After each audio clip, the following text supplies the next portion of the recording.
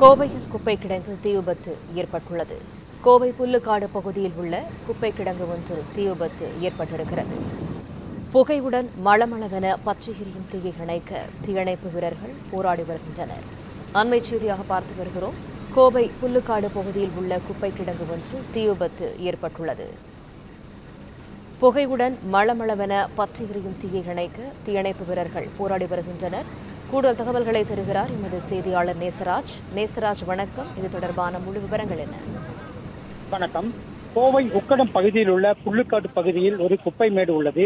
அந்த குப்பை மேட்டில் தற்பொழுது தீ மளமளவென பிடித்து அதிகமான புகை வருகிறது. இதனையடுத்து மத்திய தீயணைப்புத் துறையினர் கிட்டத்தட்ட 10க்கும் மேற்பட்டோர் அந்த தீயை அணைக்கும் பணியில் ஈடுபட்டு வருகின்றனர். அதுபோல இந்த பகுதியில் உள்ள பொதுமக்கள் இங்கு குப்பை கொட்டுவதாக புகார் எழுந்த நிலையில் தற்பொழுது மர்ம நபர்கள் யாராவது தீயை வைத்தார்களா அல்லது வேறு ஏதும் காரணங்களா என தற்போதுள்ள உக்கடம் காவல் நிலைய போலீசாரும் அங்கே புகார்ல விசாரணை செய்து வருகின்றனர். மேலும் இந்த தீயை அணைப்பதற்காக கிட்டத்தட்ட 1 மணி நேரம் ஆகும் என தெரிவித்துள்ளனர். மேலும் இந்த பகுதியில் குப்பை போடக்கூடாது என மாநகராட்சி பலமுறை எச்சரிக்கும் இவர்கள் குப்பை போடுவதாகவும் புகார் எழுந்துள்ளது. தற்பொழுது இந்த தீ மளமளவென ஏறியதால் அந்த தீயை கட்டுப்படுத்தும் பணியில் தீயணைப்புத் துறையினர் ஈடுபட்டு வருவது குறிப்பிடத்தக்கது.